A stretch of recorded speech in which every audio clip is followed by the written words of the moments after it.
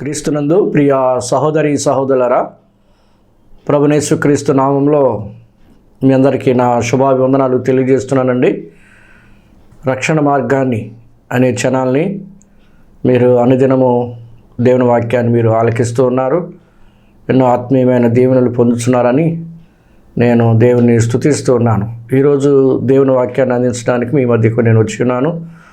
మరి మీరు కూడా ఈ దినం వాక్యం శ్రద్ధగా ఆలకించి ఆత్మీయ మేలు పొందాలని ప్రభుపేట నేను మనవి చేస్తున్నాను. హెబ్రీలకు రాసిన పత్రిక 2వ అధ్యాయము 14-15 వచనాలు కలిసి ఉన్నాయి. నేను చదువుతున్నాను, అందరూ మీరు శ్రద్ధగా ఆలకించవలసిందిగా మనం చేస్తున్నాం. కాబట్టి ఆ పిల్లలు రక్తమాంసములు గలవారనందున ఆ ప్రకారమే మరణం యొక్క బలము గలవానిని, అనగా అపవాదిని మరణము ద్వారా నశింపచేయుటకు జీవితకాలమంతయు మరణ భయము చేత దాస్యమునకు లోబడిన వారిని విడిపించుటకు ఆయన కూడా రక్తమాంసములలో పాలివాడాయను. చిన్న మాట ప్రార్థన చేద్దాం. ప్రేమగల తండ్రి, పరిశుద్ధైన దేవా, స్తోత్రాలు నాయన వందనాలు చెల్లిస్తూ ఉన్నాం. ఈ రక్షణ మార్గం ఛానల్ ద్వారా ఎంతోమంది ఆత్మీయ మేలు మీరు కలిగిస్తున్నందుకే వందనాలు చెల్లిస్తూ ఉన్నాం. అనేకులు రక్షించబడడానికి, అనేకులు ఆత్మీయంగా బలపడి విశ్వాసంలో స్థిరపడడానికి మీరు ఇస్తున్న కృపకే వందనాలు చెల్లిస్తూ ఉన్నాం. ప్రభా, ఈ ఛానల్ని మరి ప్రసారం చేస్తున్న మీ దాసులు సందీప్ గారిని, ఆయన వారితో ఉన్న వారిని మీరు దీవించండి.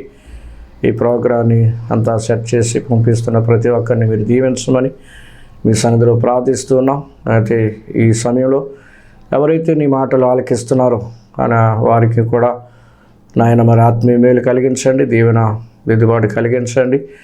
నీ వాక్యం విని మరి రక్షణ లేని వారు రక్షణ, రక్షించబడిన వారు విశ్వాసంలో బలపడి స్థిరపడడానికి తగిన కృప దయచేదురని యేసు క్రీస్తు వారి యొక్క శ్రేష్టమైన ఉన్నతమైన నామంలో ప్రార్థించి అడిగి వేడుకుంటున్నాం తండ్రి, ఆమేన్. క్రీస్తునందు ప్రియ సహోదరి సహోదరులారా, యేసు క్రీస్తు వారి లోకానికి ఎందుకు వచ్చారు అనేది మనం చూసినట్లయితే మనమందరము కూడా రక్తమాంసములు కలిగిన వారంగా ఉన్నాం. ఆయన మాత్రం దేవుడు ఆత్మ గనుక అనే మాట చూస్తాం. దేవుడు ఆత్మ, ఆయనకి రక్తమాంసాలు ఉండవు. కానీ ఆ దేవుడే మానవుడుగా ఈ లోకానికి ఎందుకు దిగి వచ్చాడు అని అంటే, రక్తమాంసములు ధరించుకుని దిగి రావడానికి గల కారణం ఏంటంటే, మనమందరము కూడా అపవాది చేత పీడించబడుతూ ఉన్నాం. మరణ భయము కలిగిన వారంగా ఉంటూ ఉన్నాం. మరణ దాస్యమునకు లోబడిన వారంగా మనం ఉంటూ ఉన్నాం. ఆ మరణ భయము మనలందరినీ జీవితకాలం అంతా కూడా మరణ భయము అనేది మనల్ని వెంటాడుతూ ఉంది. కాబట్టి యేసుక్రీస్తు వారు ఆ మరణ భయము నుండి మనల్ని విడిపించడానికి, విమోచించడానికి యేసుక్రీస్తు వారు పరలోకంలో ఉన్న దేవుడు, పరిశుద్ధుడైన దేవుడు, నిత్యము పరిశుద్ధుడు పరిశుద్ధుడు పరిశుద్ధుడు అని ప్రతిగానములు చేయబడుతున్న దేవుడు, సింహాసన ఆసీనుడైన దేవుడు, సర్వాధికారి అయిన దేవుడు, ఆ మహాదేవుడు ఈ లోకంలో మానవుడిగా ఆయన అవతారము ధరించుకొని ఈ లోకానికి ఆయన దిగి రావాల్సి వచ్చింది. ఎందుకు అని అంటే ప్రియులారా, మనమందరం కూడా రక్తమాంసములలో ఉన్నాం కాబట్టి ఆయన కూడా పాలివాడయ్యాడు. ఆయన కూడా మనతో మరి ఉండడానికి ఈ లోకానికి రావాల్సి వచ్చింది. ప్రియులారా, దేవుని వాక్యంలో హెబ్రీయులకు రాసిన పత్రికలో మనం గమనించినట్లయితే 2:9 మనం చూస్తాం. దేవుని కృప వలన ఆయన ప్రతి మనుషుని కొరకు మరణము అనుభవించినట్లుగా దూతల కంటే కొంచెం తక్కువవాడుగా చేయబడి యేసు మరణము పొందినందున మహిమ ప్రభావములతో కిరీటము ధరించిన వానిగా ఆయనను చూతుము అనే మాట చూస్తున్నాం. దేవదూతల కంటే కొంచెము తక్కువవాడిగా చేయబడ్డాడు. గమనించారా? యేసుక్రీస్తు వారు రక్తమాంసములలో ఆయన మన కోసం ఈ లోకంలో రావడానికి ఆయన ఏం చేశాడు అని అంటే, దేవదూతల కంటే కొంచెము తక్కువగా చేయబడ్డాడు. దేవదూతలు ఆత్మలు, వారికి శరీరం లేదు. వారు సేవ చేసేవారు, దేవునిని ఆరాధించేవారు. కాబట్టి వారికి ఏమాత్రం కూడా శరీరము లేదు. ఆయన శరీరములో రక్తమాంసములో పాలివాడు కావాలి అనంటే యేసుక్రీస్తు వారు కొంచెము తక్కువవాడిగా చేయబడ్డాడు.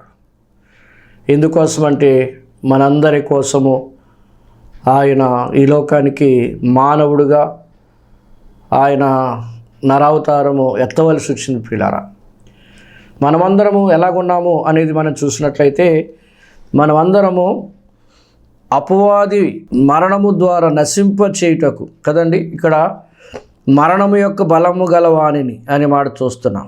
మరణము యొక్క బలము గలవాణిని నశింప చేయుటకు యేసుక్రీస్తు వారు. ఎందుకంటే మనము జీవితకాలమంతా మరణ భయము చేత దాస్యమునకు లోబడిన వారు మనమందరము కూడా. కాబట్టి ఈ మరణం అనే భయం ప్రతి మానవుని పీడిస్తూ ఉంది. కాబట్టి మరణం నుండి విడిపించగలవాడెవడు? విమోచించగలవాడెవడు? అందుకని యేసుక్రీస్తు వారు మనందరి మరణ భయమును తీసివేయడానికి పరలోకం నుండి ఈ లోకానికి దిగి వచ్చాడు. ఆయన 33.5 సంవత్సరాలు ఈ భూలోకంలో జీవించాడు. కన్యమేరీ గర్భాన ఆయన ఉద్భవించాడు. ఆయన నజరేతులో ఆయన పెరిగాడు.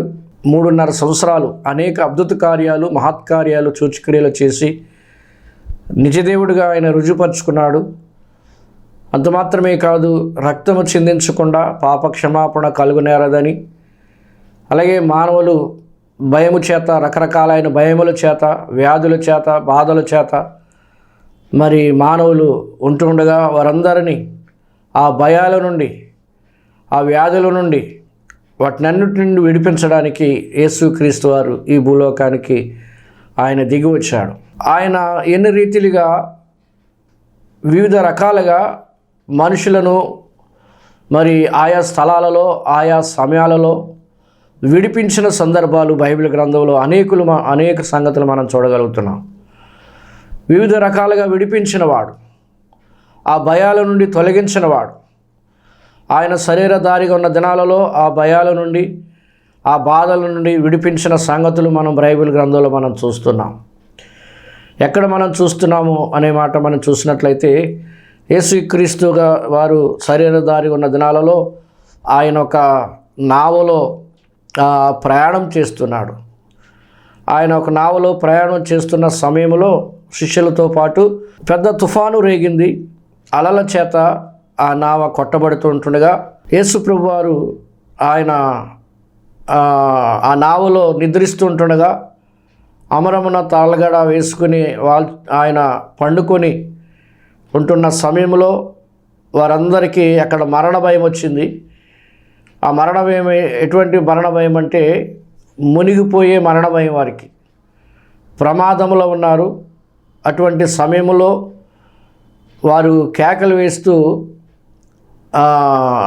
యేసు ప్రభు వారు నిద్రిస్తూ ఉంటుండగా ఆ అలల చేత ఆ వాడ కొట్టబడుతుంటుండగా మునిగిపోయే సమయంలో యేసు ప్రభు వారిని లేపి నీకు చింత లేదా అని వారు మాట్లాడినట్లుగా లూకా సువార్త 8వ అధ్యాయంలో మరి 23వ వచనం నుండి ఆ సంగతులు మనం చూడగలుగుతాం పిటారా.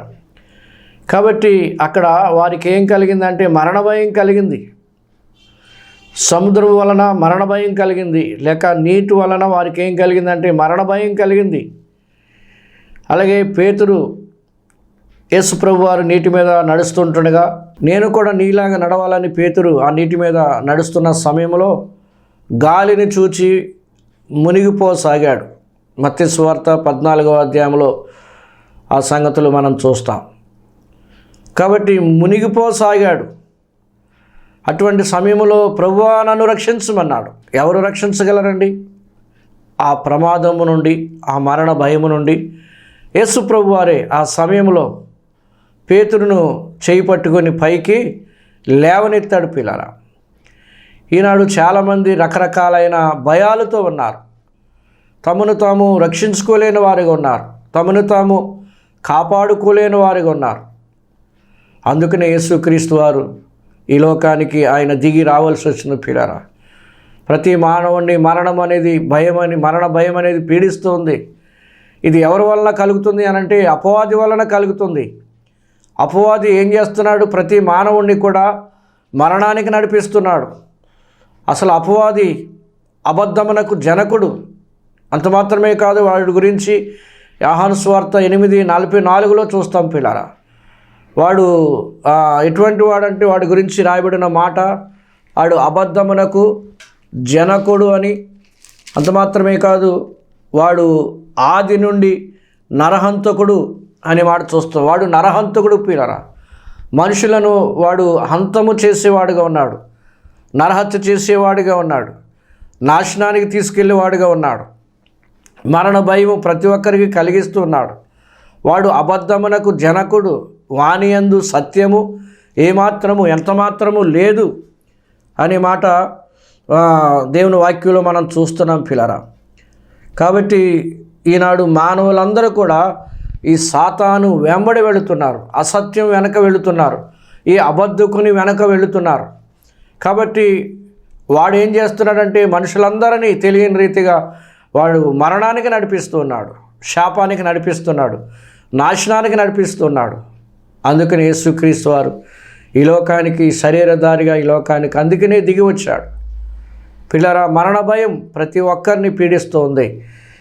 కాబట్టి ఇంకా మనం దేవుని వాక్యంలో మనం చూసినట్లయితే సమూయేలు మొదటి గ్రంథంలో 17వ అధ్యాయంలో ఇక్కడ సౌలు కాలములో దావీదు కాలములో ఇశ్రాయేలు మీదకి గొలియాతు అనేవాడు అజానుభావుడు, ఎత్తుగలిగిన వాడు, మరి రాగి బళ్ళెము ఇవన్నీ కర్ర ఇవన్నీ కలిగిన వాడు, మరి శిరస్త్రాణము కలిగి యుద్ధ కవచము ధరించుకుని మరి 1000 తులము గల రాగి ఎత్తుగల ఆ కవచం ఇవన్నీ కూడా ఆ డాలు మోయిచు మరి వాడు ఇశ్రాయేలు ప్రజలను వాడు జడిపిస్తూ ఉన్నాడు. ఇశ్రాయేలు ప్రజలను వాడు జడిపిస్తూ ఉన్నాడు. వారికి ఏం కలిగించాడంటే మరణ భయం కలిగించాడు వారికి.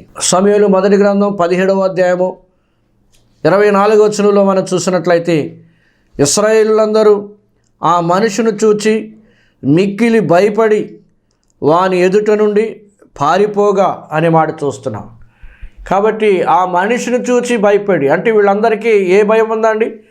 వాడు డాలు ఇవన్నీ కూడా ధరించుకొని వాడు కవచము ధరించుకుని వాడు వస్తూ ఉంటే ఇశ్రాయేలందరి మీదకి వారందరూ భయపడి మరణ భయంతో ఉన్నారు పిల్లరా. అటువంటి సమయంలో దావీదు విడిపించడానికి అక్కడ మరి వచ్చినట్లుగా మనం దేవుని వాక్యంలో మనం చూస్తున్నాం. దావీదు ఎవరికి ముంగుర్తుగా ఉన్నాడంటే యేసుక్రీస్తు వారికి ముంగుర్తుగా ఉన్నాడు పిల్లరా. కాబట్టి అక్కడ ఏం జరిగింది అనంటే మరణ భయము నుండి వారు విడిపించబడ్డారు అని దేవుని వాక్యంలో మనం చూస్తున్నాం. ఒకప్పుడు దావీదుకే మరి సౌలు నుండి మరణ భయం ఉంది. సౌలు తన మామగారైన సౌలు నుండి ఎన్నోసార్లు ఈటి విసరడానికి మరి దావీదు మీద విసుచూపు చూచి దావీదును స్త్రీలు హెచ్చించినప్పుడు అప్పటి నుంచి మరి విసుచూపు చూసినప్పుడు అందరూ దావీదు పక్షంగా ఉంటున్నప్పుడు సౌలు అనేక విధాలుగా దురాత్మ కలిగిన వాడై ఈటి చేత దావీదుని చంపడానికి అనేక సార్లు ప్రయత్నం చేశాడు. అందుకనే దావీదు భక్తుడు కూడా మరణ భయం కలిగి ఉన్నాడు పిల్లరా. దావీదు కూడా మరణ భయం కలిగి ఉన్నాడు. ఇశ్రాయేలు ప్రజలు మరణ భయం కలిగి ఉన్నారు. క్రొత్త నిబంధనలో శిష్యులు మరణ భయం కలిగి ఉన్నారు. ఇలాగూ అనేకులు మరణ భయం పిల్లరా మరణ భయం కలిగి ఉన్నారు. 34వ కీర్తనలో మనం చూసినట్లయితే ఇక్కడ ఇది స్తుతి కీర్తన. ఈ స్తుతి కీర్తనలో దావీదు అంటున్నాడు, నేను యెహోవా యొద్ద విచారణ చేయగా 34:4లో ఆయన నాకు ఉత్తరమిచ్చెను, నాకు కలిగిన భయములన్నిటిలో నుండి ఆయన నన్ను తప్పించెను అన్నాడు కదండి. నాకు కలిగిన భయములన్నిటిలో నుండి.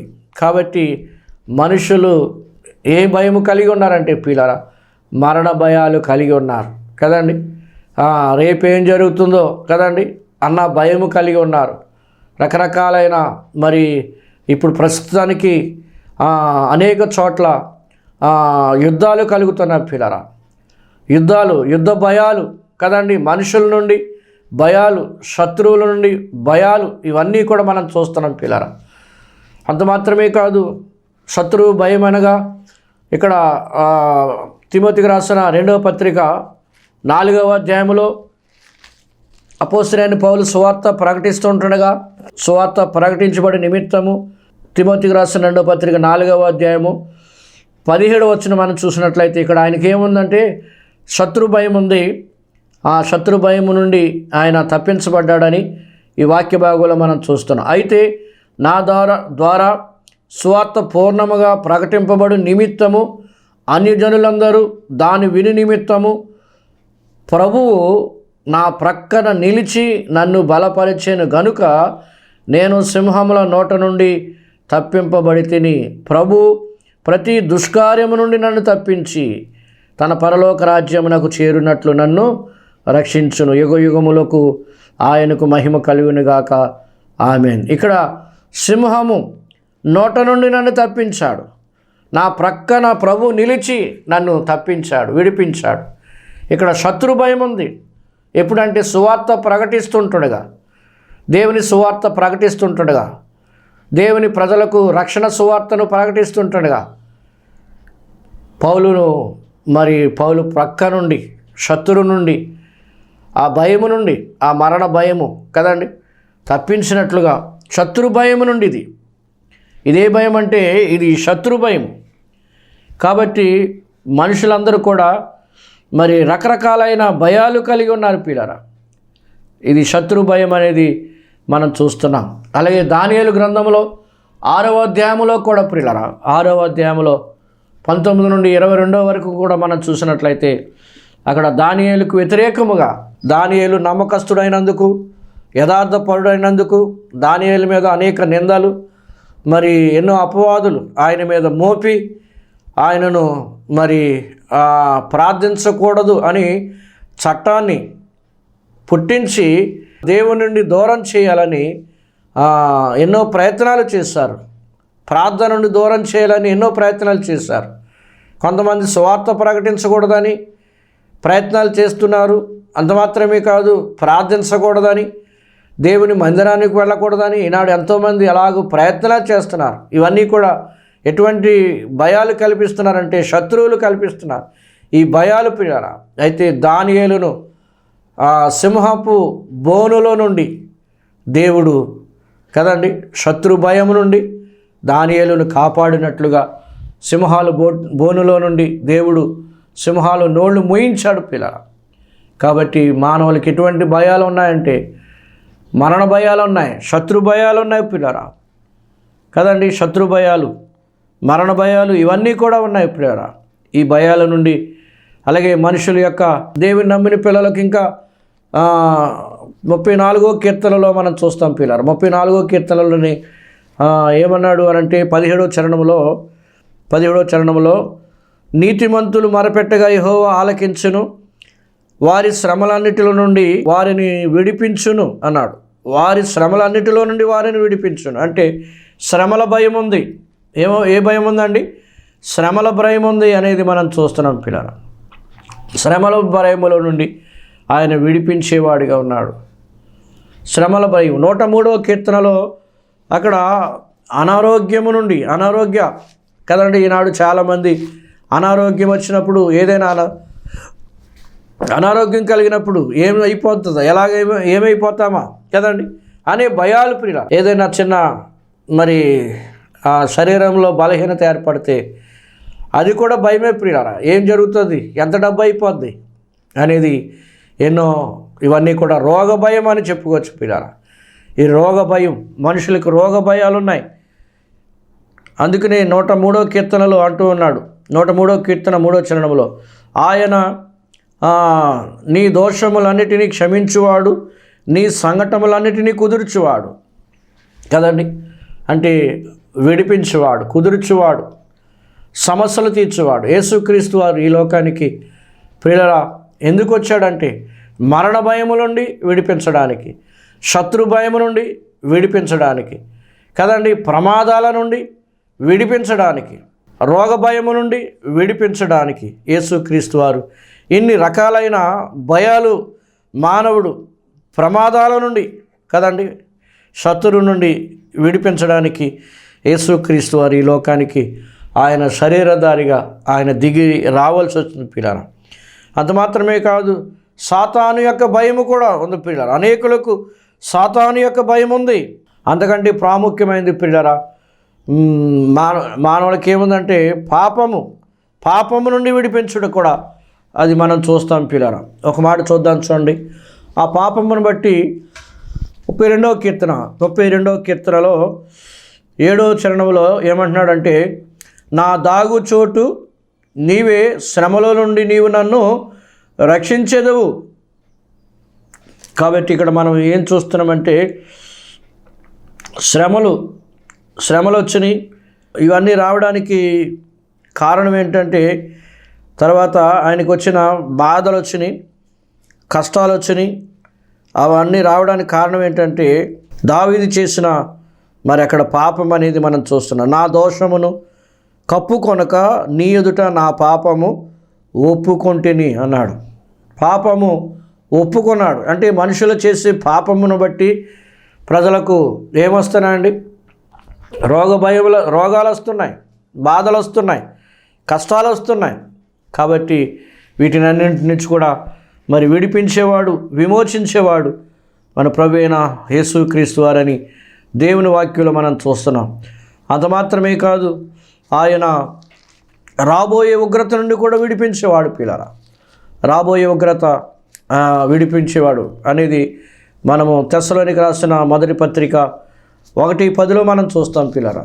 తెస్సలోనికి రాసిన మొదటి పత్రిక 1:10 ఒక మాట చూద్దాం చూడండి.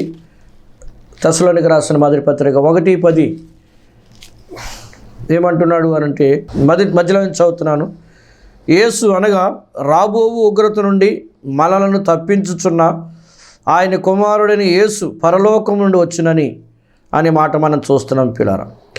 కాబట్టి రాబోయే ఉగ్రత నుండి తప్పిస్తాడు, ఆయన విడిపిస్తాడు. రాబోయే ఉగ్రత నుండి ఆయన తప్పిస్తాడు. అందుకని యేసుక్రీస్తు వారు పిల్లరా ఈ లోకానికి ఎందుకు దిగి రావాల్సి వచ్చింది, ఆయన శరీరధారిగా ఎందుకు రావాల్సి వచ్చింది అనంటే, ఆయన ఎందుకు రక్తమాంసములలో పాలువాడయ్యాడు అనంటే, అపవాది చేత పీడింపబడుతున్న వారందరినీ, మరణమునకు లోనైన వారందరినీ, మరణ దాస్యము చేత లోనైన వారందరినీ విడిపించడానికి యేసుక్రీస్తు వారు ఈ లోకానికి ఆయన దిగి వచ్చాడు. కాబట్టి ప్రియులారా, యేసుక్రీస్తు విడిపించే దేవుడు. యేసుక్రీస్తు ఎవరు అనంటే, ఆయన విడిపించే దేవుడు, ఆయన రక్షించే దేవుడు పిల్లరా.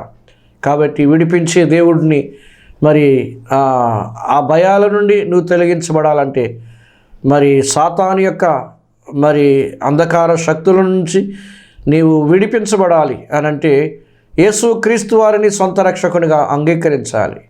ఆయన మాత్రమే విడిపించగలవాడు. అందుకనే యేసుక్రీస్తు వారు పరలోకంలో ఉన్నవాడు ఈ భూలోకానికి అందుకనే దిగి వచ్చాడు ఆయన ప్రియులారా. అందుకనే రక్తమాంసంలో పాలువాడయ్యాడు. మనకు సమానముగా మన స్థానములో ఉండడానికి వచ్చాడు. దేవుని వాక్యములో మరి ఆయన దాసుని స్వరూపము ధరించుకున్నాడు అని కదండి. నిజానికి ఆయన స్వరూపము ఎటువంటి స్వరూపము కలిగిన వాడంటే, ఆయన మహిమా స్వరూపము కలిగిన వాడు. ఆయన నీతి స్వరూపుడు పిల్లరా. ఆయన నీతి స్వరూపుడు, మహిమా స్వరూపుడు ఆయన. అటువంటి ప్రభువారు నీ కోసం నా కోసం రక్తమాంసములలో దాసుని స్వరూపము ధరించుకొని మన కోసం ఆయన తను తాను తగ్గించుకొని ఆకారమందు మనుషుడుగా కనబడి ఆయన శిలువ మరణం పొందినంతగా విధేయత చూపిన వాడై మన కోసం ఆయన తను తాను తగ్గించుకున్నాడు పిల్లరా. మన కోసం తగ్గించుకున్నాడు. శిలువ మరణం పొందడానికి ఆకారమందు మనుషుడిగా కనిపించాడు. గమనించారా? ఆయన ఆకారమందు మనుషుడిగా కనిపించాడు. ఆయన దేవుడు పిల్లరా. దేవునితో సమాన భావము కదండి, దేవుని స్వరూపము కలిగిన వాడు ఆయన. ఆయన ఎవరంటే దేవుని స్వరూపము కలిగిన వాడు. దేవునితో సమానముగా ఉండుట విడిచిపెట్టకూడని భాగ్యము ఆయన ఎంచుకొనలేదు ప్రియులారా. ఆయన అంతగా తగ్గించుకున్నాడు. రక్తమాంసంలో ఎందుకు పాలువాడయ్యాడు అనంటే, మనమందరము కూడా మరణ భయము చేత మరణ దాస్యమునకు లోబడిన వారిని అపవాదిని ఓడించడానికి, సాతానును ఓడించడానికి యేసుక్రీస్తు వారు నీ కోసం నా కోసం 33 సంవత్సరాలు జీవించి ఆయన సిలువలో తన ప్రాణాన్ని బలిగా అర్పించడానికి ఆయన ఇష్టపడి సాతాను యొక్క ముళ్ళును విరిచివేయడానికి, మరణం యొక్క ముళ్ళును విరిచివేయడానికి, పాపమునకున్న బలాన్ని తగ్గించడానికి, మనకున్న భయాలన్నింటినీ తప్పించడానికి, రాబోయే ఉగ్రత నుండి తప్పించి విడిపించి విమోచించడానికి యేసుక్రీస్తు వారు సిలువలో నీ కోసం నా కోసం ఆయన సిలువకు అంటగొట్టబడ్డాడు. ఏ పాపం ఎరిగినవాడు, ఏ పాపము చేయనివాడు, పాపం లేనివాడు పరిశుద్ధుడు. ఆయన మన కోసం పాపముగా చేయబడి మనందరి కోసం సిలువలో ప్రాణం పెట్టాడు. ఆయన చనిపోయాడు, సమాధి చేయబడి ఆయన 3వ దినమున తిరిగి లేచాడు.